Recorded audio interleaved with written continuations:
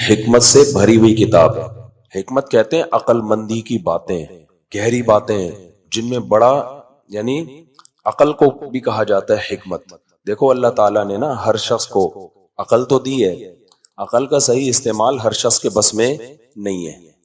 طاقت اللہ نے ہر ایک کو دی ہے لیکن اس طاقت کا ہر ایک صحیح استعمال کرتا ہے؟ تو جتنی بھی اللہ نے لوگوں کو صلاحیتیں دی ہیں نا تو اس کو نکھارنے کی ضرورت ہوتی ہے کہ یہ صحیح استعمال ہو، غلط استعمال نہ ہو. عقل کا بھی یہی حال ہے. تو قرآن کیا کرتا ہے؟ آپ کی عقل کے اینگل کو ٹھیک کر دیتا ہے. اسکرو پانا لے کے کیا کرتا ہے؟ اس کو سیٹنگ پہ لے آتا ہے. غلط مت سوچو، سوچنا ہے تو یہ صحیح ڈائریکشن ہے، ادھر جاؤ، صحیح جگہ پہنچ جاؤ گے. اس لیے اللہ نے کیا فرمایا؟ قرآن جو ہے نا اسکرو پانا لے کے ہمارے عقل کے اینگل کو کیا کرتا ہے؟ ٹھیک. الائنمنٹ ٹیڑھی ہوتی ہے نا گاڑی کی، اسٹیئرنگ ادھر کو گھما رہے ہوتے ہیں، گاڑی کہیں اور کو جا رہی ہوتی ہے. وہ الائنمنٹ ٹھیک کر دیتا ہے تو پھر سیدھا سیدھا جانا شروع ہو جاتی ہے. تو انسان تربیت کا محتاج ہے، اس کو تربیت نہ ملے غلط سوچے گا.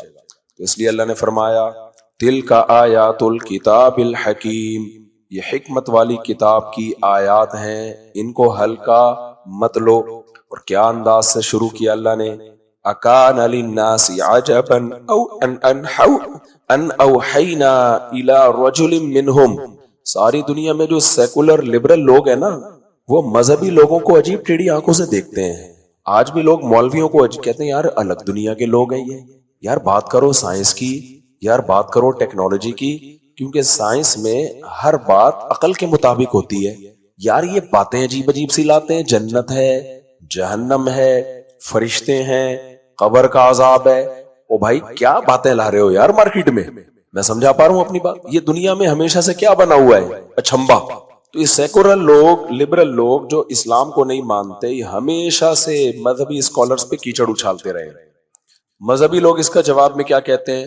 بھائی ہم جو باتیں کر رہے ہیں خود سے نہیں کر رہے، اصل میں اللہ نے زمین پر ایک شخص کو نمائندہ بنا کے بھیجا، پیغمبر بنا کے بھیجا، اور وہ پیغمبر اس اللہ کا پیغام انسانوں تک پہنچانے آیا ہے.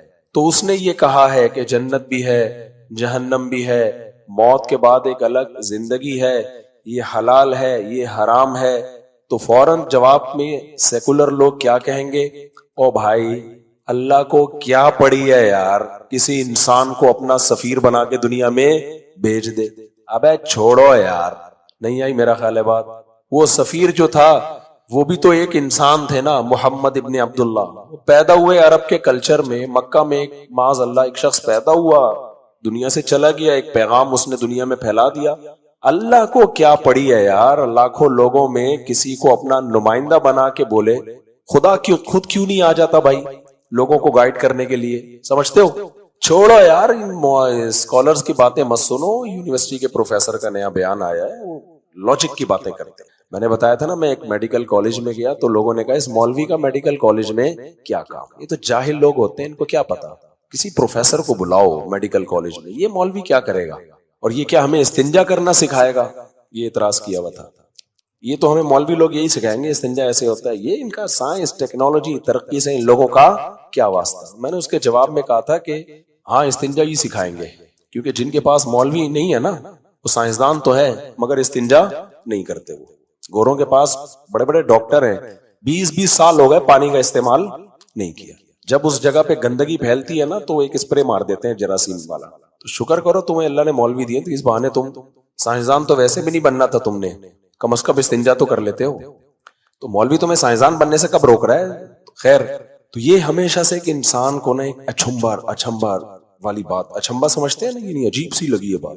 یار اللہ کو کیا پڑی یار جنت کی، جہنم کی، اور کسی انسان کو نمائندہ بنا کے بھیجتا تو کوئی فرشتہ آتا، کوئی الگ سی مخلوق ہوتی، یا کوئی بہت بڑا سائنٹسٹ ہوتا جس پہ لوگ مان لیتے اس کو، کوئی الگ سے کوئی کچھ ہوتا. تو اللہ تعالیٰ نے یہاں سے اس اعتراض کو شروع کیا.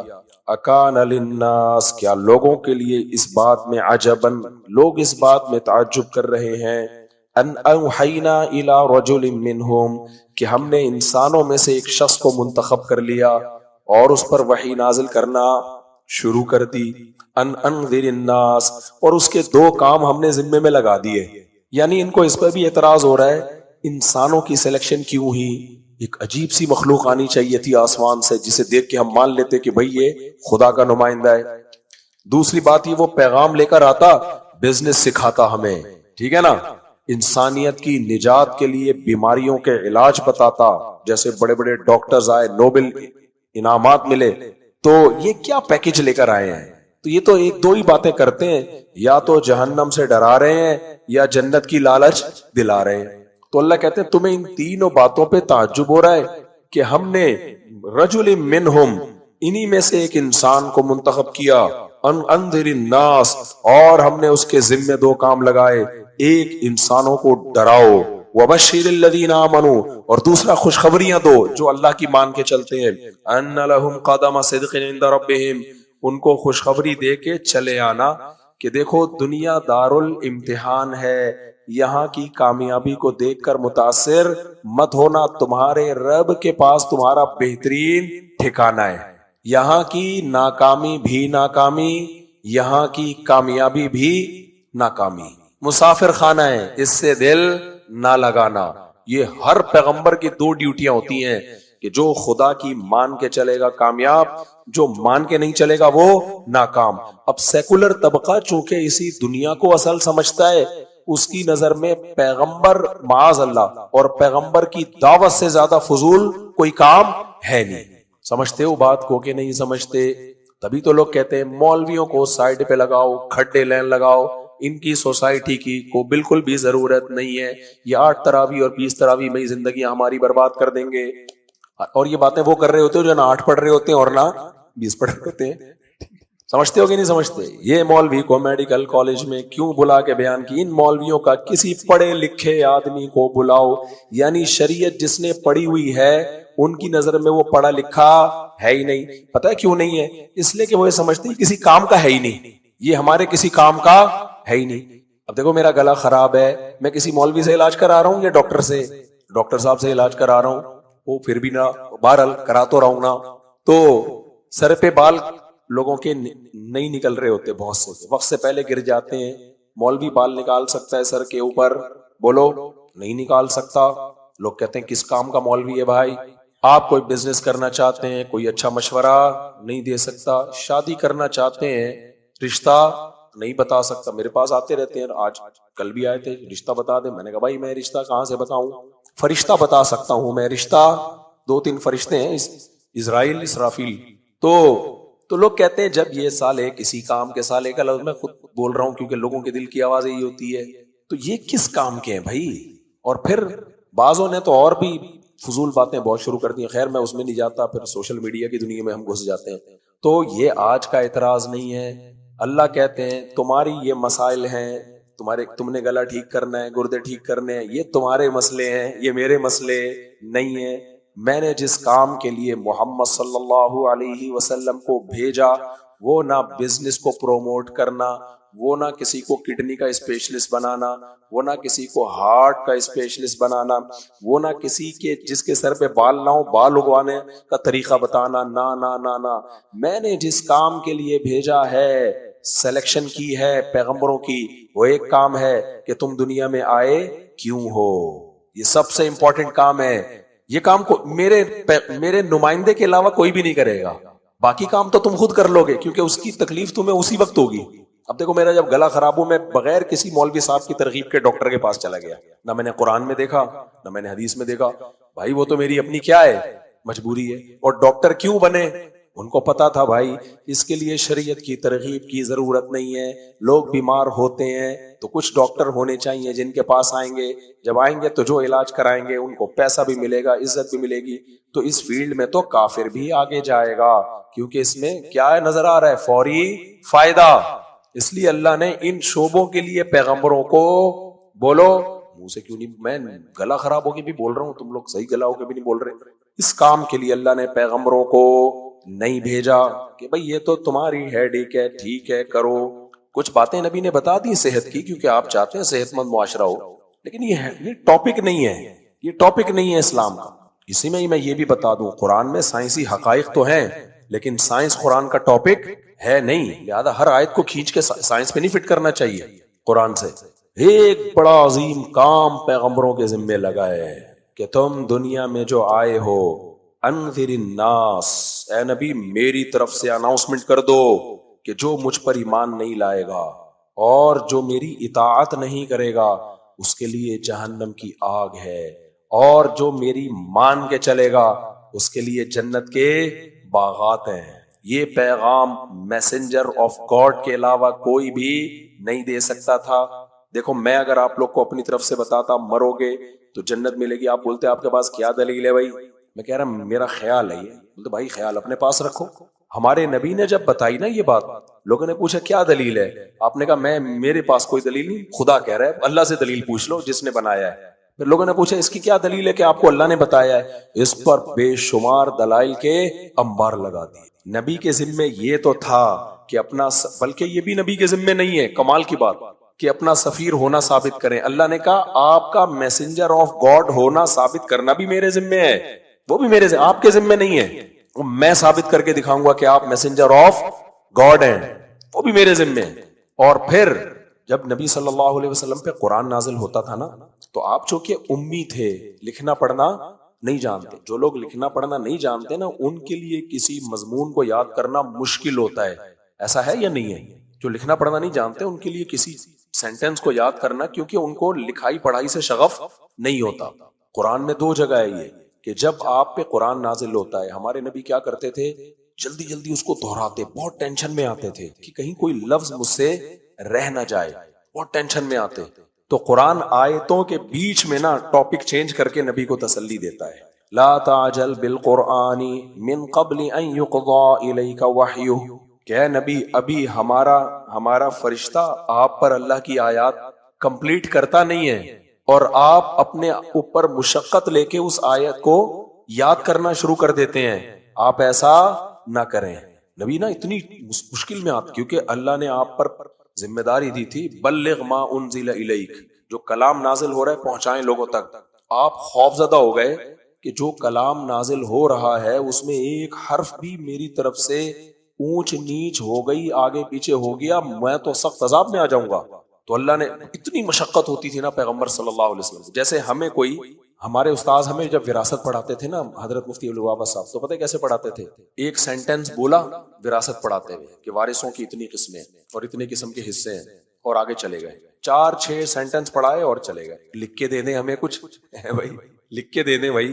اب وہ اتنا مشکل ہوتا ہے نا اس کا، ایک دم کوئی لکھی ہوئی چیز نہیں دیتے تھے نا، کہ لکھنے سے سارا مسئلہ خراب ہوتا ہے، لکھ لیا تو وہ تو علم تو بکری کھائے گئی جی نا۔ ایک طالب علم مدرسے میں پڑھ کر گیا، جو استاذ پڑھاتے تھے کاپیاں بھرتا تھا، لکھ کے نا لکھ کے بورے تیار کر لیا، دماغ میں کچھ نہیں، تسلی تھی کہ لکھا ہوا تو ہے نا، جب ہوگا تو دیکھ کے بتاؤں گا۔ جب گاؤں میں اپنا پورا بورا لے کر گیا ہے، اس کو پتہ نہیں تھا بکریوں نے کھانا شروع کر دیا۔ وہ ایک دن آیا سب ختم، اب لوگوں نے پوچھا یہ مسئلے کا کیا جواب ہے؟ اس نے کہا بکری سے پوچھو بھائی، اس مسئلے کا کیا جواب ہے؟ کس کو پوچھو؟ بکری سے۔ تو ہمارے استاذ کا کہنا یہ تھا میں تمہیں جو علم میراث پڑھا رہا ہوں لکھاؤں گا نہیں۔ تو وہ کیا کرتے تھے، ایک دفعہ جملہ زبان سے بولے وہ، بس ہم نے کیچ کرنا ہے کہ انہوں نے بولا کیا۔ اب اس کا فائدہ یہ ہوتا تھا بہت دماغ لگا کے سنتے تھے کہ بھائی یہ دوسری، زیادہ زیادہ 2 دفعہ دہرا دیتے تھے۔ اب ہم کیا کرتے، استاذ کی بات کو 4-6 لڑکے بیٹھ کے نا پھر آپس میں تکرار کرتے، کچھ مجھے یاد ہوتی، کچھ اس کو یاد ہوتی، کچھ اس کو یاد، ایسے ریپیٹ کر کے پورا تیار ہو جاتا۔ اس کا فائدہ یہ ہوا اتنے ایکسپرٹ ہو گئے ہم اس میں کہ میں نے پڑھی اور پڑھائی پھر آگے جا کے۔ تو مجھے یاد ایک دفعہ کوئی وراثت کا مسئلہ پوچھنے کے لیے میں نے ٹھک کر کے بتا دیا۔ میں اس وقت تھا بہت کم عمر تھا، میری عمر 24 سال ہوگی، وہ بڑا ان کا کوئی مسئلہ ایسا تھا ان کو سمجھ میں نہیں آ رہا تھا کہیں، تو میرے پاس آئے، میں نے وہیں سے بتا دیا، وہ اتنے خوش ہوئے ابے یار، تو وہ میرے لیے ایک ڈائری ہدیہ لے کر آئے، انہوں نے کہا یار ماشاءاللہ بڑا مزہ آ گیا۔ تو ہمارے استاذ نے محنت کروائی۔ اب اللہ کے نبی صلی اللہ علیہ وسلم، آپ کی ذمہ داری تو اس سے بھی زیادہ، تو میں وہ منظر سوچتا ہوں یار ہمیں یہ ہوتا تھا کوئی لفظ دماغ سے نکل نہ جائے۔ ہمارے نبی صلی اللہ علیہ وسلم کی طبیعت پہ اتنا بوجھ ہوتا جب آیات نازل ہوتی کہ کوئی ایک حرف بھی مجھ سے آگے پیچھے نہ ہو جائے۔ تو جبریل جب کلام پڑھ رہے ہوتے تھے تو آپ صلی اللہ علیہ وسلم کلام کمپلیٹ ہونے سے پہلے ہی اس کو اپنی زبان سے ریپیٹ کرنا شروع کر دیتے، اس میں یہ ہوتا پھر اگلا رہ جائے گا بھائی۔ تو اللہ نے یہی آیتیں نازل کی، لا تعجل بالقرآن من قبل ان يقضى الیک وحی، اے نبی وحی کمپلیٹ ہونے سے پہلے آپ پڑھنے میں جلدی نہ کریں، اور سورہ قیامہ میں اللہ نے کیا فرمایا؟ سورہ قیامہ میں اللہ نے فرمایا، وہ کیا آیات ہیں سورہ قیامہ کی، کہ اس سے پہلے والی آیتیں پڑھو نا، وجوہ یومئذ ناظرہ الی ربہا ناظرہ، اس سے پہلے والی آیتیں کسی کو یاد ہے؟ جلدی سے پڑھو یار، سورہ قیامہ کی جو آیات ہے نا، بلا قادرین علی ان نسوی بنانا بل یرید الانسان لیفجر امامہ یسأل ایان یوم القیامہ فاذا برق البصر وخسف القمر وجمع الشمس والقمر یقول الانسان یومئذ این المفر کلا لا وزر الی ربک یومئذ المستقر ينبأ الانسان یومئذ بما قدم واخر بل الانسان على نفسه بصیرا ولو القى معاذیرا لا تحرک به لسانک۔ دیکھو ٹاپک کیا چل رہا ہے پیچھے، ٹاپک قیامت کا چل رہا ہے، ٹاپک یہ چل رہا تھا قیامت کا، کہ انسان کو خود اپنا پتہ ہے، ہم اس کے خلاف قیامت میں گواہ پیش نہ بھی کریں، اسے خود پتہ ہے میں دنیا میں کیا کرتوت کر کے آیا ہوں۔ اب قیامت کا ٹاپک چل رہا ہے، اچانک اللہ نے بیچ میں آیتیں نازل کر دی، لا تحرک به لسانک، اے نبی جبریل جو آپ کو کلام پڑھ رہے ہیں، نازل کر رہے ہیں، آپ اپنی زبان کو حرکت نہ دیں۔ یعنی ٹاپک چینج کر کے نا اللہ نے بیچ میں دوسری بات کر دی، کیونکہ نبی یہی آیتیں بار بار زبان سے دہرا رہے تھے، یہی آیتیں دہرا رہے تھے کہ بل الانسان علی نفسہ بصیرا، انسان کو اپنے بارے میں خود پتہ ہے میں اچھا ہوں یا برا ہوں، ولو القی معاذیرا، اگرچہ وہ کتنا اللہ کے سامنے عذر پیش کرے گا قیامت میں، لا تحرک به لسانک، اے نبی آپ اپنی زبان کو حرکت نہ دیں۔ عجیب بات ہے یا نہیں ہے؟ ٹاپک کیا چل رہا ہے؟ کیونکہ نبی یہ الفاظ بار بار دہرا رہے ہیں، بل الانسان علی نفسہ بصیرا ولو القی معاذیرا، یہ الفاظ دہرا رہے ہیں، اللہ نے کہا نہ دہرائیں آپ، لا تحرک به لسانک لتعجل بی، اے نبی جلدی جلدی تلاوت کرنے کے لیے آپ اپنی زبان کو نہ دہرائیں، لا تحرک به لسانک لتعجل بی ان علینا جمعہ وقرآنا، اس قرآن کو جمع کرنا، محفوظ کرنا، یہ ہماری ذمہ داری ہے، یہ آپ کی ذمہ داری نہیں ہے۔ کیا عجیب کلام ہے یار، یہ آپ کی ذمہ داری، یہ کیسے ہو سکتا ہے کہ جس نے نازل کیا وہ آپ کو بھلا دے؟ آپ تو میسنجر ہیں بھائی، پیغام پہنچانا ہے، تو اس پیغام کو نازل کرنا بھی ہماری ذمہ داری، اس پیغام کو آپ کے دماغ میں محفوظ کرنا، دل میں محفوظ کرنا بھی ہماری ذمہ داری، وقرآن، اور آپ کی زبان سے اس کا تلاوت کرنا بھی کس کی ذمہ داری؟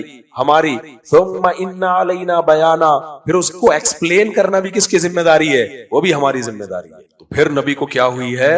تسلی۔ اس کے بعد بھی نبی اتنی احتیاط کرتے تھے، جیسے ہی قرآن نازل ہوتا صحابہ کو فوراً بلاتے، اس کو لکھو فوراً، کیونکہ آپ لکھنا پڑھنا نہیں جانتے۔ اس زمانے میں جو کاتب وحی تھے، جن میں حضرت معاویہ کا نام بھی آتا ہے، فوراً کاتب وحی، جن میں سب سے زیادہ عبداللہ بن مسعود کو یہ شرف حاصل ہے، زید بن ثابت کو یہ شرف حاصل ہے، فوراً چمڑے جو ہوتے ہیں نا ان کے اوپر وہ آیت لکھی جاتی ہے، فوراً لکھی جاتی ہے۔ پھر اللہ نے آگے مضمون دوبارہ وہی شروع کر دیا، ثم ان علینا جمعہ ثم ان علینا بیانا کلا بل تحبون العاجلہ، پھر اللہ اس دوبارہ ٹاپک پر آ گئے، تم آخرت کو چھوڑ کر کس سے محبت کرتے ہو؟ دنیا سے۔ سمجھتے ہو کہ نہیں سمجھتے ہو؟ تو یہاں بھی اللہ نے کیا فرمایا؟ اکان للناس عجبا، کیا لوگوں کو اس بات پہ تعجب ہو رہا ہے؟ ان اوحینا الی رجل منہم، کہ ہم نے ایک ان میں سے ایک شخص کو منتخب کیا، تو اس میں کون سی اچھمے کی بات ہے؟ کروڑوں لاکھوں اربوں انسان ہیں، ایک کو میں نے اپنے پیغام کے لیے سلیکٹ کر لیا، تو اس میں اتنا ٹینشن لینے کی کیا ضرورت ہے بھائی؟ کیا ہو گیا اس میں؟ نہیں آئی میرا خیال ہے بات سمجھ میں؟ یہ کون سی لاجک کے خلاف بات ہے؟ لاجک کے خلاف بات تو یہ ہے کہ اللہ تعالیٰ نے انسانوں کو پیدا کیا، نہ ان کو ان کا مقصد حیات بتایا، نہ یہ بتایا کہ میں نے کائنات کو کیوں پیدا کیا، نہ یہ بتایا کہ صحیح کیا ہے اور غلط کیا، انسانوں کو انسانوں کی نظریات کی بھینٹ چڑھا دیا۔ یہ زیادہ عجیب بات ہے۔ ملحد لوگ اور ایتھیس لوگ پتہ ہے اسلام پہ کیا اعتراض کرتے ہیں؟ کہ اللہ کو اس سے کیا پڑی ہے کہ وہ آگ میں ڈالے گا لوگوں کو؟ کوئی جرم کر رہا ہے، نماز چھوڑنے پر آگ میں اٹھا کے ڈال دے؟ بھائی اللہ اگر ہے بھی تو اتنا چھوٹا ظرف تھوڑی ہے۔ ان سے کہا جائے کہ ہم آپ کی بات اگر مان لینا کہ اللہ سزا نہیں دے گا، تو بڑا اشکال یہ ہوتا ہے کہ آپ نماز چھوڑنے کو آپ ہلکا سمجھ رہے ہو نا، ہزاروں انسانوں کے قتل کو آپ ہلکا سمجھتے ہو یا بھاری؟ یہ بھی تو بھاری، بہت بھاری کام ہے نا۔ اس سے بڑا سوال یہ ہوگا کہ اللہ نے پیدا کیا، دنیا میں ایسے لوگ بھی آئے ہیں جنہوں نے ہزاروں انسانوں کو قتل کیا، کوئی پھانسی نہیں ملی، کوئی سزا نہیں ملی، اور سزا بھی ملتی تو ایک قتل کی ملتی نا، وہ مر کے ختم ہو گئے۔ یہ تو اللہ پہ الزام ہے، اللہ اتنے بڑے بڑے مجرم آ رہے ہیں اس دنیا میں، ایسے لوگ بھی ہیں، ماں باپ کو قتل کیا انہوں نے پیسوں کی خاطر، میرے سامنے کیس آ چکے ہیں ایسے، چند ہزار روپے کی خاطر باپ کو مار دیا، ماں کو مار دیا، اور پکڑا گیا کوئی اور، جو مجرم تھا وہ نہیں پکڑا جاتا، کیس کسی اور پہ چل گیا، بے گناہ مارا گیا۔ تو یہ ساری چیزیں دیکھ رہے ہیں اور کچھ بھی نہیں ہوگا۔ یہ زیادہ بڑا الزام ہے یا نہیں ہے؟ اس لیے اللہ کہتے ہیں کہ ایتھیس سے نہ پوچھو کہ میں نے جنت جہنم بنائی ہے کہ نہیں بنائی ہے، میں مار کے زندہ کروں گا یا مٹی میں ڈال دوں گا۔ سائنسدانوں سے، پروفیسروں سے، یونیورسٹیوں کے ٹیچروں سے مت پوچھو، یہ اس کام مجھ سے پوچھو، اور اس کے لیے میں نے اپنا ایک نمائندہ زمین پہ رکھا ہے، جو آدم علیہ السلام تھے، ادریس علیہ السلام تھے، ابراہیم ہر دور میں آتے رہے ہیں، اور لاسٹ میسنجر آف گاڈ کون؟ محمد صلی اللہ علیہ وسلم۔ ان سے پوچھو۔ سمجھ رہے ہو کہ نہیں سمجھ رہے؟ تو اللہ فرماتے ہیں کہ ڈرا دو جو برے اعمال کرتے ہیں، اور خوشخبریاں دے دو ان کو جو اچھے اعمال کرتے ہیں۔ تو میرے بھائی، موت کے بعد یا تو تباہی ہے یا بے انتہا عیاشی ہے۔ سمجھتے ہو؟ یہ قرآن کی دعوت۔ اور جو لبرل سیکولر لوگ آج کل دنیا داری میں پڑے ہوئے ہیں، ان کی نظر میں جو تباہی ہے وہ بھی یہی ہے، اور جو کامیابی ہے وہ بھی، جس کو اللہ کہتا ہے چند ٹکے، جس کی کوئی 2 ٹکے کی اوقات ہے نہیں اس دنیا، 2 ٹکے کی اوقات میں۔ آگے اللہ فرماتے ہیں قال الکافرون ان ھذا لساحر مبین۔ کافر لوگ کہنے لگے، یہ محمد صلی اللہ علیہ وسلم، ھذا، ہاتھ سے اشارہ کر کے کہتے تھے، یہ جو شخص ہے یہ کھلا ہوا جادوگر ہے اور کچھ بھی نہیں ہے، باتیں ایسی بناتا ہے، لوگ متاثر ہونا شروع ہو جاتے ہیں، کلام ایسا پیش کرتا ہے لوگوں کے دل میں اترتا ہے۔ بھائی اس سے متاثر نہ ہو، یہ کیا ہے؟ جادوگر۔ آگے کیا انداز ہے قرآن کا یار! اللہ محمد صلی اللہ علیہ وسلم کی پوزیشن نہیں، اپنی پوزیشن بتانے لگتا ہے۔ دیکھو یہ دعوت تمہیں خدا کی دے رہے ہیں، تم ان کی دشمنی میں آ کے اس کا انکار کیسے کر رہے ہو؟ اس لیے اللہ نے فرمایا ان ربکم اللہ، اے لوگو تمہارا پروردگار اللہ ہے، الذی، وہ اللہ کی بات کر رہا ہوں میں، خلق السماوات والارض، جس نے آسمانوں اور زمین کو پیدا کیا۔ تم نے اپنی زندگی سے اس کو کیسے نکال دیا؟ آج ڈاکومنٹریز آتی ہیں، سائنسی رپورٹس آتی ہیں، کائنات اتنی بڑی ہے، سورج اتنا بڑا ہے، یہ کہکشائیں ہیں، گلیکسیز ہیں، پھر اتنی کہکشائیں، اور یہ اور فلانا، اور ادھر سے چھلانگے بھی مار رہے ہیں کچھ لوگ، کچھ درمیان میں ہی اٹک گئے۔ واپس ہم لوگ جاپان میں تھے نا، تو وہ خلائی وہ نہیں ہوتی جو آسمان پہ بھیجی جاتی ہے، میں نے کہا یار اس کا وزٹ کروں گا۔ ہم اندر گئے، عجیب ہی دنیا تھی وہ، بڑی جاپانی، ظاہر ہے وہ آسمان پہ بھیجنے کے لیے۔ میں تو، میری طبیعت میں تھوڑا سا مزاح ہے، میں نے کہا غلطی سے بٹن نہیں دبا دینا، ایسا نہ ہو کوئی غلطی سے، کیونکہ جاپان میں ٹیکنالوجی عروج پر ہے نا، سارے کام ان کے کیونکہ ہم نے واش روم میں بٹن سسٹم دیکھا، واش روم میں بٹن سسٹم، بھائی ابھی کیا میں مسجد میں اس کو زیادہ ڈیٹیل بتاؤں، اور جہاں بٹن کی ضرورت نہیں ہے وہاں بٹن بھی نہیں ہے۔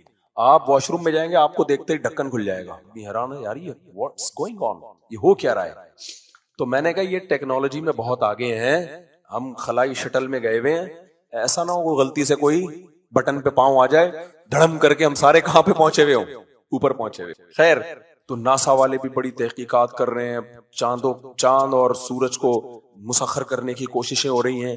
تو اللہ فرماتے ہیں تم اس کائنات کو تو دیکھتے ہو، محمد صلی اللہ علیہ وسلم تمہیں کائنات کے بارے میں نہیں بتائیں گے، تمہیں انٹروڈکشن کروائیں گے جس نے کائنات کو پیدا کیا، اس سے بھی تو دل لگاؤ۔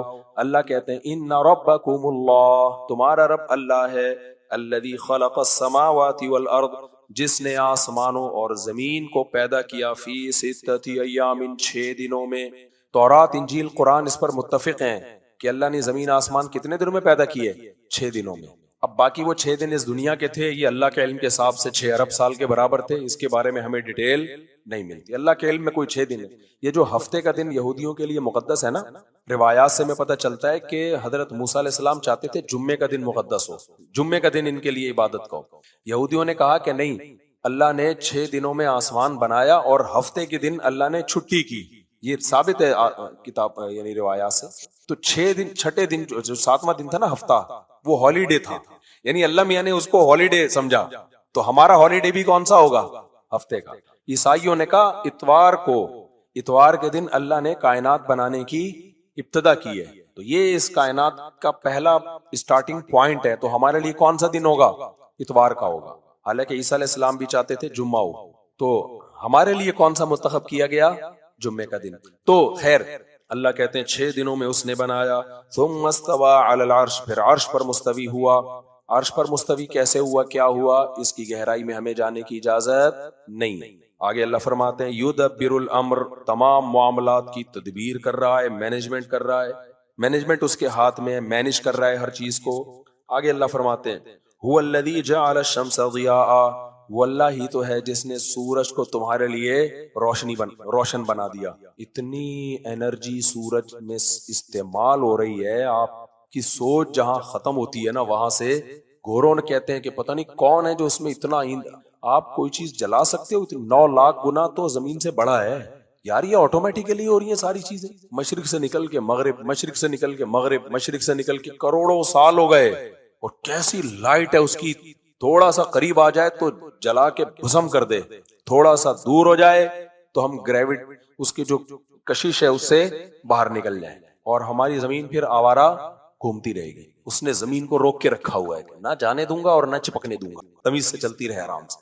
روزانہ زمین 24 گھنٹے میں ایک چکر مکمل کرتی ہے، چاروں طرف سے اللہ سورج پہ نا زمین کو پکاتا ہے، جیسے ہم تکے بنا رہے ہوتے ہیں نا، ایک ہی طرف اگر ہیٹ ملے گی تو ابتدائی عشق میں دل ہوا یوں خراب آدھا کہ جیسے سیخ پہ چڑھتے ہی جل جائے کباب آدھا۔ یہ والا منظر ہوگا کہ نہیں ہوگا؟ اب سنائی دیا تو پورا سنا دوں۔ لگتا ہے میرے محبوب کی ایک آنکھ غائب ہے کہ اس نے جب بھی پلٹا ہے تو پلٹا ہے نقاب آدھا۔ شاعر کو تکلیف تھی کہ میری محبوبہ ایک ہمیشہ ایک اتنا پورشن کیوں کھولتی ہے، کہانی ہے کیا؟ صحیح ہے نا؟ تو ہم جیسے تکا پکا رہے ہوتے ہیں نا، چاروں طرف سے ذرا ہیٹ لگے، چاروں طرف سے گھماتے ہیں اس کو۔ اللہ میاں نے بھی زمین کو کیا کیا ہے، 24 گھنٹے میں پورا گھماتا رہتا ہے، گھماتا رہتا ہے، گھماتا رہتا ہے چاروں طرف بھائی۔ ورنہ جاپان میں اگر دن ہوگا تو ساری زندگی جاپان میں ہی والوں کو سورج دیکھنے کو ملے گا، اور جو جاپان کے اپوزٹ ملک ہیں امریکہ والوں کو ملے گا، پاکستان والوں کو ملے گا ہی نہیں۔ یہاں تو زندگی کی رونقیں کیا ہو جائیں گی، ختم۔ کیا انداز ہے اللہ تعالیٰ کا، یہ آٹومیٹیکلی نہیں ہو سکتا بھائی، کوئی ہے جس نے ان کو کیا کیا ہے، ایسے لٹو کی طرح گھما دیا ہے، ایسے گھمایا یوں گھومتی، اب یہاں سے، اب یہاں سے، اب یہاں سے، کیا منظر ہوتا ہے یار، چاروں طرف روشنی پڑتی ہے ایک تمیز۔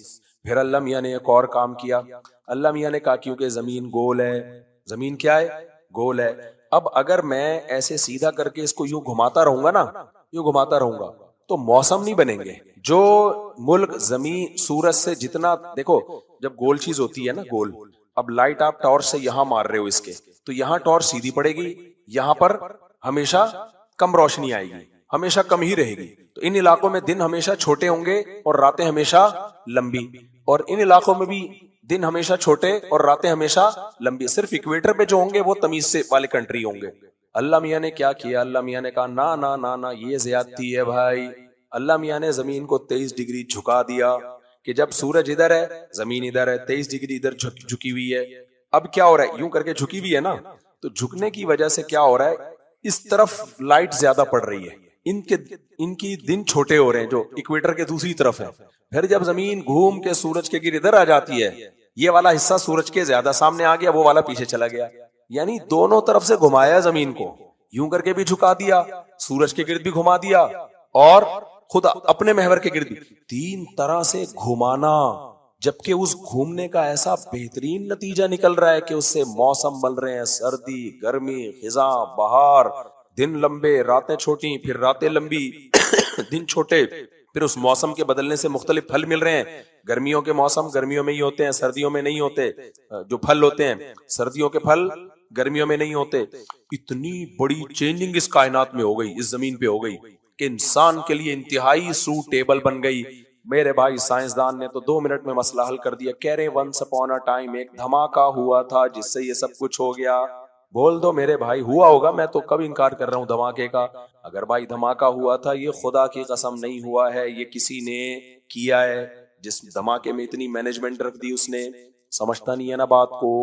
تو ایسے اسٹائل میں گھوم رہی ہے زمین، تھوڑا سا رک، تبھی اللہ نے قرآن میں کہا ان اللہ یمسک السماوات والارض ان تزولا، اللہ نے آسمانوں اور زمینوں کو تھاما ہوا ہے کہ اپنی جگہ سے ڈاماڈول نہ ہو۔ آگے اللہ کہتے ہیں وَلَئِن زَالَتَا، یہ اپنی جگہ سے ہل گئے نا، اللہ کے علاوہ کوئی بھی نہیں روک سکتا۔ مثال کے طور پر زمین سورج کے محور کے گرد گھوم رہی ہے، سورج نے کھینچا ہوا ہے، سورج کی کشش میں کمی ہو، زمین تھوڑا سا آگے چلی جائے، کسی کا باپ روک سکتا ہے؟ کیا ہوگا؟ روکنے کے لیے ضروری ہے، جیسے آپ کی گاڑی چلتی بھی جا رہی ہے، بریکیں فیل ہو گئیں تو روکنے کے لیے ضروری گاڑی سے باہر اترو، ایسا ہی ہوتا ہے نا، باہر اتر کے سامنے سے یوں کر کے پش کرو۔ ایسا ہوتا ہے بھائی، چڑھائی پہ گاڑی کی بریک فیل ہو گئی، ڈرائیور ایک دم اترتا ہے، آگے پتھر رکھ لیتا ہے، کچھ بھی اتر کے کرنا پڑے گا، بیٹھے بیٹھے نہیں ہو سکتا کچھ بھی. زمین اگر اپنے محور سے دائیں بائیں ہو گئی نا، ہم سب کو زمین سے باہر جا کے دھکا لگانا پڑے گا، اس کو پش کرنا پڑے گا بھائی، گریس لگا کے تھوڑا سا اس کو ٹریک پہ لے کر آؤ. تو ظاہر ہے یہ ہو ساری دنیا کے سارے سائنسدان میں مل جائیں تو ہمیں سائنسی ترقی پہ ناز ہے، مگر اس سائنسی ترقی سے آپ کو تکبر نہیں ہونا چاہیے کہ آپ خدا کی آنکھوں میں آنکھیں ڈال کے بات کرنا شروع کر دو. اللہ کے مقابلے میں یہ سائنسی ترقی 2% کی بولو ککھ بھی نہیں ہے. اس لیے اللہ میاں سے آگے نہ نکلو، نماز پڑھ لیا کرو.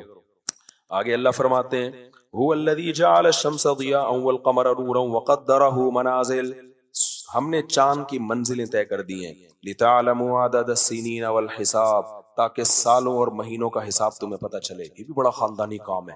دیکھو انگریز کیا کرتے ہیں، ان کے شمسی مہینے ایسا ہے نا، جنوری فروری مارچ اپریل. اسلام نے ہمیں کیا دیے؟ چاند والے مہینے. دونوں میں فرق پتہ ہے کیا ہے؟ ٹھیک ہے شمسی بھی جائز ہے، کوئی گناہ نہیں ہے. کیلنڈر تو اب ایجاد ہوئے ہیں نا، فلکیات کے علم نے تو اب ترقی کی ہے، یا 1000 سال پہلے ترقی کر لی ہوگی. چاند ایک ایسا کیلنڈر ہے جس میں دھاندلی ہو نہیں سکتی، اس لیے اللہ نے کہا کہ یہ تاریخوں میں گڑبڑ نہ کریں کہیں. اب دیکھو آج چل رہا ہے 2024، حضرت عیسیٰ کو جب سے آسمانوں پہ اٹھایا گیا نا، عیسائی کہتے ہیں اس کو 2024 سال ہو گئے ہیں. ہم مان لیتے ہیں کہ ہو گئے ہوں گے. کیا کر لیتے ہیں؟ مان لیتے. انکار کرنے میں کوئی حرج ہے نہیں، مان لینے میں کوئی حرج ہے نہیں. پھر وہ کہتے ہیں پہلا مہینہ جنوری تھا، پھر فروری، پھر مارچ، پھر اپریل، یہ اس طرح سے ہوا. ٹھیک ہے مان لیتے ہیں. عین ممکن ہے کسی نے دھاندلی کی ہو بیچ میں، بادشاہ سلامت نے جیسے بھی 10 رکعت تراویح کھا گئے، آرڈر آ گیا ختم. تو کچھ بھی ہو سکتا ہے نا آرڈر. بادشاہوں کے تصرفات ہمیشہ سے دنیا پہ رہے، اور یہ گورے خود اس کے قائل ہے کہ یہ شمسی مہینوں میں گڑبڑ کی ہے بادشاہوں نے. چاند ایک ایسا کیلنڈر ہے نا جو اللہ نے آسمان پہ لگا دیا. اس کی پہلی تاریخ میں تو اختلاف ہو سکتا ہے کہ نظر آیا کہ نہیں آیا، وہ اختلاف ایک دن کا ہوگا، ایک سے زیادہ دن کا نہیں ہو سکتا. اور اگلے مہینے وہ ایڈجسٹ ہو جائے گا. جیسے مہینہ 29 کا تھا ہم 30 سمجھ بیٹھے، اگلے مہینے تو گڑبڑ نہیں ہوگی نا. یعنی دیکھو 3 مہینے 29 کے آئے، ہم غلطی سے تینوں 30 کے سمجھے، تو پھر تو کیا ہوگا 27 ہی کو چاند نظر آ جائے گا. ہمیں پتہ چل جائے گا پچھلے مہینے ہم سے کیا ہوئی ہے، بولو غلطی ہوئی ہے. تو اس میں کوئی بڑا بلنڈر ہو نہیں سکتا تھا چاند میں.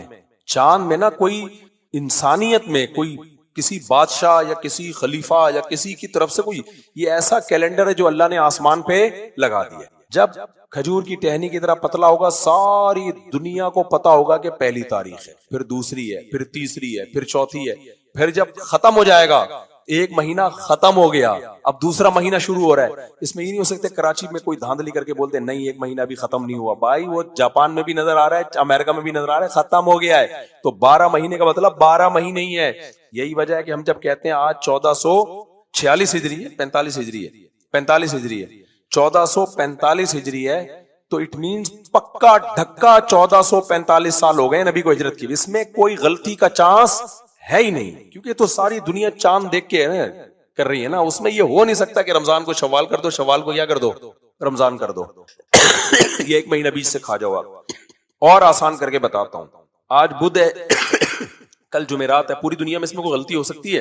اس لیے کہ پوری دنیا کا اتفاق ہو چکا ہے کہ آج بدھ ہے، کل جمعرات ہے، پرسوں جمعہ ہے. اب اگر کوئی بیچ میں گڑبڑ کی کوشش کرے گا تو وہ ممکن نہیں ہے. تو شمسی مہینے جو سورج سے چلتے ہیں نا، ان میں آج گڑبڑ کا امکان تو ختم ہو گیا ہے، کیونکہ اب دنیا گلوبل ولیج بن گئی ہے. ماضی میں امکان تھا، جبکہ چاند میں ماضی میں بھی امکان نہیں تھا. سمجھتے ہو کہ نہیں سمجھتے ہو؟ تو اس لیے اللہ نے سالوں کو ناپنے کے لیے نا، کہ 1 سال گزر گیا، 2 سال گزر گیا، 3 سال گزر گئے، اس کے لیے اللہ نے کیلنڈر کس کو بنایا ہے؟ چاند کو. پوری دنیا دیکھے گی اور بولے گی بھائی ساری دنیا کہہ رہی ہے اتنی دفعہ چاند گھٹ کے بڑھ کے ختم ہوا ہے، ایک مہینہ، پھر گھٹ کے بڑھ کے ختم ہوا دوسرا مہینہ، پھر 12 مہینوں کا 1 سال، پھر نیا سال.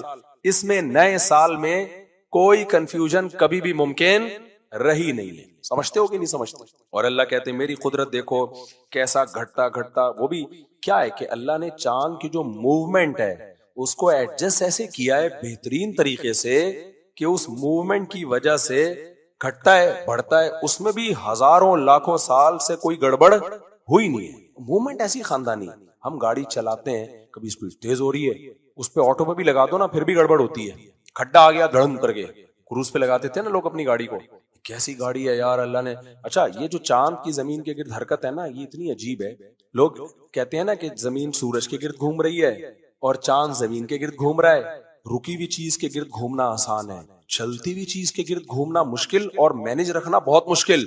دیکھو بیت اللہ کے گرد ہم طواف کرتے ہیں, رکا ہوا ہے, اگر یہ گھوم رہا ہوتا تو یہ طواف آسانی کے بجائے کیا ہو جاتا, مشکل, کیونکہ ہمیں بڑی ٹینشن ہوتی کہ ہم یار چل رہے ہیں تو وہ بیت اللہ بھی آگے کو چل گیا تھوڑا سا, ہمیں اپنی اسپیڈ اور ایک خاص اسٹائل میں مینج کرنی پڑتی, بہت ٹینشن میں آ جاتے. تو یہ جو چاند زمین کے گرد گھوم رہی ہے نا, زمین رکی ہوئی تھوڑی ہے, وہ کس کے گرد گھوم رہی ہے, سورج کے گرد. اور کمال کی بات ہے سورج اپنے سارے سیاروں کو اپنے گرد گھماتا ہوا بھی چل رہا ہے, چلتے چلتے گھما رہا ہے سب کے گرد. اور خدا کی قسم یہ دھماکے کے نتیجے بولو, اس لیے میں کہتا ہوں, میں پھر بھی مانتا ہوں کہ دھماکہ ہوا ہوگا, لیکن اللہ نے کیا ہے, یہ خود بخود نہیں ہو سکتا. اس لیے یہ اتنی واضح باتیں ہیں نا اللہ کے وجود پر, کہ کوئی سائنس سے متاثر ہو کر اللہ کا انکار کرے گا نا, پھر اس کو اللہ قیامت کے دن چھوڑے گا نہیں. بس آیتوں کو میں ختم کرتا ہوں جلدی سے. آگے اللہ فرماتے ہیں, یہ آیت پڑھنے میں مجھے بہت مزہ آتا تھا, اب بھی آتا ہے, ان الذین لا یرجون لقاءنا, اللہ کہتے ہیں جو لوگ ہم سے ملاقات کی امیدیں نہیں لگا رہے, ہم سے ملاقات کو بھول چکے ہیں کہ ہم نے اللہ کو منہ دکھانا ہے, ورضوا بالحیات الدنیا, اور اسی دنیا کی زندگی پر مطمئن ہو کے بیٹھ گئے ہیں. میرے بحریہ ٹاؤن میں اتنے پلاٹ, میری 4 شادیاں, استغفر اللہ, یعنی یہ بھی ایک اس میں داخل ہے کہ اگر آپ آخرت کو بھول گئے ہیں, اور جناب میرے جو ہے میری صحت اتنی اچھی, اور میں اتنا جناب دنیا میں ترقی کر رہا ہوں, سروائیو کر رہا ہوں.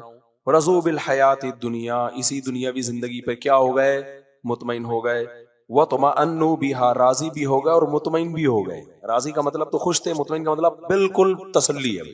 تبھی لوگ آپ دنیا دار آدمی سے ملے نا, کیسی زندگی ہے, اس کو کبھی بھی خیال نہیں ہوگا کہ میں نماز نہیں پڑھتا تو میں بولوں میری زندگی بری ہے, میں زنا کرتا ہوں تو میں بولوں میری زندگی کیا ہے, بری. نہ, کیا گیا یار, بہترین, الحمدللہ, منہ سے الحمدللہ بھی کہہ رہے ہوتے ہیں مسلمان ہیں, بلکہ آپ تو ایتھیس بھی الحمدللہ کہہ رہے ہوتے ہیں. کوئی خدا کا خوف, ایتھیس کے مفتی یاسر صاحب سے بحث ہوئی نا, اس نے کہا کوئی خدا کا خوف کرو, مفتی یاسر نے کہا خدا کو مانتے کدھر ہو یار جو خدا کا خوف کرو. ایتھیس کے یہاں کوئی مر جائے نا تو تعزیت بھی نہیں کر سکتا. ہم تو کہتے ہیں نا اللہ مغفرت فرمائے. آج میری مرغی کا جنازہ اٹھایا, ہمارے شاگرد نے ویڈیو بھیجی, مفتی صاحب یہ مرغی پتہ نہیں کیوں مری ہے, کہنے والا تھا اللہ اس کی مغفرت فرمائے, نکلتے نکلتے رہ گیا, کیا یہ بیچاری مرغی مر گئی ہے, اور بس اب یہ ہے کہ میرا شتر مرغ کا بچہ مر گیا تھا, تو میں نے جس کو بتایا نا, تو انہوں نے کہا, جن کو میں نے ویڈیو بھیجی, میں نے کہا آپ سے خریدا تھا, مر گیا یہ, تو اس کے منہ سے بھی ایسا جملہ نکلتے نکلتے رہ گیا. اس نے کہا بس اللہ جو مرحوم جو ہے نا اس کا, میں نے کہا بھائی یہ انسان ہے, سوری یہ جانور ہے, یہ مرحوم نہیں ہے. خیر, شتر مرغ بھی بڑی فلم ہے, میں نے شتر مرغ ذبح کیا تھا, اتنے بڑے بڑے کپ نکلے اس کے اندر سے, کچن کی چیزیں کھا جاتا ہے یہ, کپ وپ چائے میں چائے پی کے رکھتی نا کپ کھا گیا, بہت عجیب فلم ہے بھائی یہ. خیر, تو کیا کہہ رہا تھا یار, کدھر چلے گئے ہم, ہاں وطمأنوا بها, ہاں میں کہہ رہا تھا کہ آج آپ دیکھ لیں جو مذہب کو نہیں مانتے لوگ, وہ کیسے, الحمدللہ اللہ کا بڑا فضل ہے جی, صحت بھی ٹھیک ہے, کھا بھی رہے ہیں, پی بھی رہے ہیں, حالانکہ وہ زنا کر رہا ہوگا, وہ فرض نماز چھوڑ رہا ہو. یہ 2 جرم تو بہت تیزی سے آ رہے ہیں. نماز گئی, اسلام میں سب سے بڑا جرم فرض نماز چھوڑنا ہے. خوب سمجھ لیں, نمازیں ہر نماز اپنے ٹائم پہ پڑھنا فرض ہے. یہ نہیں کہ شاپنگ کے لیے جا رہے ہو تو ظہر کے ساتھ اثر ملا دی, ایسی کوئی حدیث نہیں ہے. آج کل یہ بھی ایک نیا فتنہ آیا سوسائٹی میں, ہر نماز آپ کو اپنے ٹائم پہ پڑھنی پڑے گی. اگر اللہ نے کوئی گنجائش دی ہوتی نا تو میدان جہاد میں اللہ اجازت دے دیتا, وہاں بھی نہیں دی ہے. اسکالرز تو آج کل بہت آ رہے ہیں, حدیثیں پیش کر رہے ہیں, تو جیسے میں نے خلا پہ بتایا نا, انشاءاللہ میں حدیثیں بتاؤں گا کہ کیا حدیث ہے اور اس کو پیش کس طرح سے کیا جا رہا ہے. خیر, تو سب سے بڑا حکم اسلام میں نماز. بے نمازی کبھی بھی نہیں کہتا کہ میں ناکام ہوں, بے نمازی کیا کہتا ہے, میں کامیاب ہوں. ہم جب حضرت مفتی رشید احمد صاحب کی صحبت میں تھے نا, تو بزرگوں کی صحبت سے بڑا دل بنتا ہے انسان. ہم تو نالائق مریدوں میں شمار ہوتا تھا, لیکن ایک چیز پیدا ہوئی تھی, ہمیں جب بھی کوئی نعمت ملتی نا تو پتہ ہے کیا احساس ہوتا, نعمت ملنے پہ اتنی خوشی نہیں ہو رہی ہوتی تھی, یہ ڈر ہوتا تھا کہیں ناشکری نہ ہو جائے ہم سے, کہیں ناشکری, کیونکہ نعمتیں تو فرعون کو بھی ملی ہیں بھائی, قارون کو بھی ملی ہیں. یہی نعمت اگر شکر کے بغیر ملے تو یہ نعمت نہیں ہے, یہ اللہ کا عذاب ہے. مجھے یاد ایک دفعہ میں ایسی, ہم کہیں سفر پہ نکلے ہوئے تھے, تو بہت زیادہ پیاس لگ رہی تھی, وہ پانی وانی ہمارا ختم ہو گیا تھا, تو ایک یہ پہاڑی علاقے کی طرف نا, KPK کی طرف, تو ہمیں پانی کا چشمہ نظر آیا, بڑا ٹھنڈا میٹھا پانی تھا. مجھے بڑی شدید پیاس لگی ہوئی تھی اور ساتھیوں کو بھی. ہم گئے, ہم نے پانی پیا, تو مجھے یاد, کیونکہ بزرگوں کی صحبت کا نا انسان پہ اثر پڑتا ہے. ہم تو ہیں تو نالائق اب بھی ہیں, پہلے بھی تھے, لیکن مجھے وہ واقعہ یاد آتا ہے. میں جب پی رہا تھا میں کہہ رہا تھا, اے اللہ یہ پانی اتنی بڑی نعمت نہیں ہے, اصل نعمت ہے کہ تو شکر کی توفیق دے دے ہم کو. پانی بھی بڑی نعمت ہے بھائی, پانی تو کافر کو بھی ملتا ہے, اللہ کے دشمنوں کو بھی ملتا ہے. یہ بھی نعمت ہے، لیکن اصل نعمت یہ کہ پینے کے بعد اللہ کی طرف دھیان جائے. یہ اگر نہیں جا رہا نا تو بھائی پانی پھر کوئی نعمت نہیں ہے. یہ تو کافروں کو ملی ہے، دشمنوں کو ملی ہے اللہ کے. ان کو تو منرل واٹر ملتا ہے، اللہ کے دشمنوں کو ہم جراثیم والا پیتے ہیں. گلا کیوں خراب چل رہا ہے مارکیٹ میں. خیر، تو اللہ کہتے ہیں ان الذین لا یرجون لقاءنا، جو لوگ ہم سے، کیونکہ یہ سارے فسادات انہی لوگوں کے ہیں جو اللہ سے ملاقات کی امیدیں، جنہوں نے اللہ سے ملاقات کی امیدیں لگانا چھوڑ دی. ان کا خیال ہے کہ کوئی اللہ نہیں ہے، کوئی ہم نے اللہ کو جواب نہیں دینا ہے، مریں گے تو ختم ہو جائیں گے. سارے سائیڈ ایفیکٹ اسی کے شروع ہوتے ہیں. اور جس کو اللہ سے ملاقات کی امید ہے وہ کبھی بھی دنیاوی زندگی پہ مطمئن نہیں ہوتا. اس کو دولت کے انبار لگا دو. تبھی یہ جو لوگ علماء کو دیکھتے ہیں نا پیسے میں، سمجھتے ہیں یہ علماء اترا رہے ہیں. علماء کی نظر میں اس دولت کی 2 ٹکے کی ویلیو آخرت کے مقابلے میں نہیں ہوتی ہے.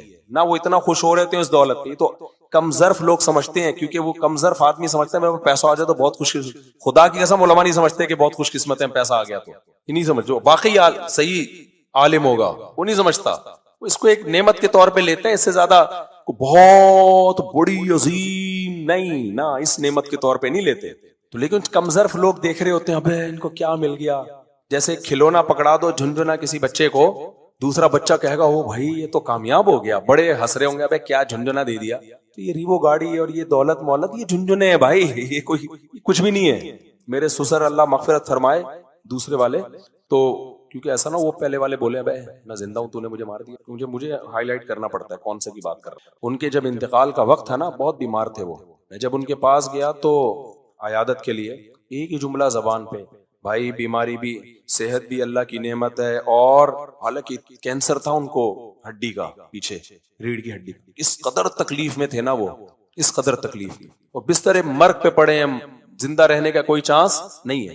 جب میں ان سے ملنے کے لیے گیا انہوں نے کہا بیٹا صحت بھی اللہ کی نعمت. اور میرے شیخ حضرت مفتی رشید احمد صاحب سے بیعت تھے نا، تو ان کا حوالہ دے رہے تھے کہ ہم نے تو حضرت سے سنا ہے کہ صحت بھی اللہ کی نعمت ہے اور بیماری بھی اللہ کی نعمت، یہ بھی اللہ کی نعمت ہے، گناہ معاف ہوتے. کیسی تسلی. میرے استاد سے مفتی موسیٰ رحمۃ اللہ علیہ، جب وہ بیمار ہوئے، ان کو بہت سخت بیمار، حالانکہ جوان تھے وہ، جوانی میں ہی فوت ہو گئے. تو جب میں ان سے ہاسپٹل میں ملنے کے لیے گیا نا، تو نلکیاں لگی ہوئی ہیں، بہت سخت قسم کرسی کی حالت تھی. اب یہ واقعہ سناتے ہوئے بھی مجھے جذباتی سا ہو جاتا ہوں میں.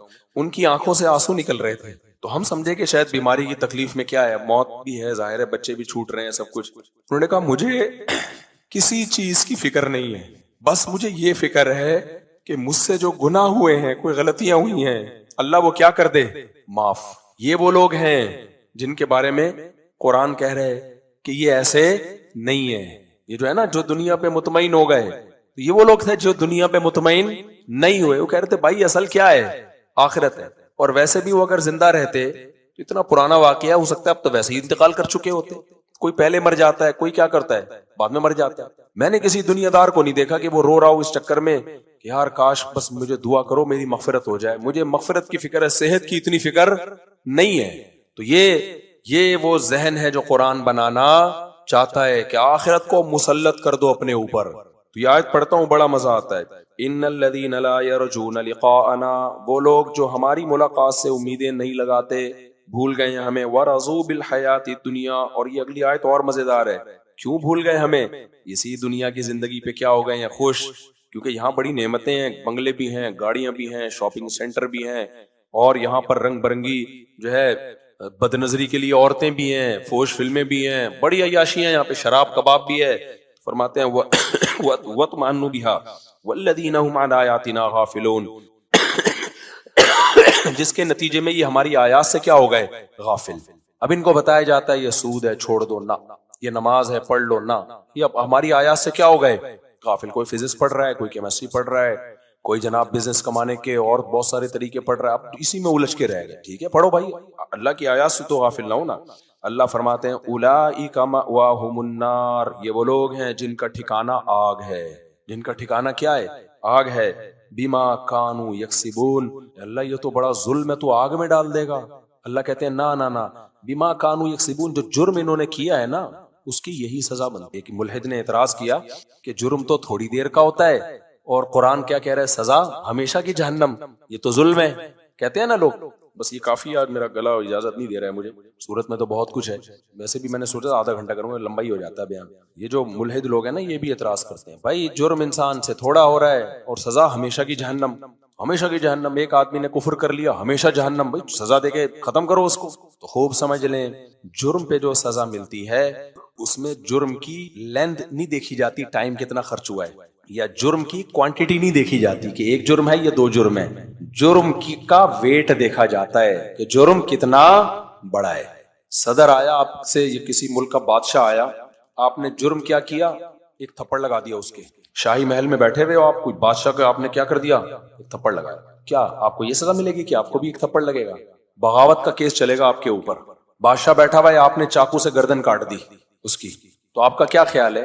کم سے کم جہاں سزا ہے نا عمر قید ہے، آپ کہیں میں نے تو 1 منٹ کا جرم کیا تھا، چاقو مارا تھا، مجھے 14 سال کے لیے جیل میں ڈالا جا رہا ہے۔ اور جتنی بڑی شخصیت کا قتل ہوگا نا، جیل کی سزا کی لمبائی اتنی ہی زیادہ ہوگی۔ دنیا میں سب سے بڑا جرم جو اللہ کے خلاف ہے نا، وہ بغاوت ہے۔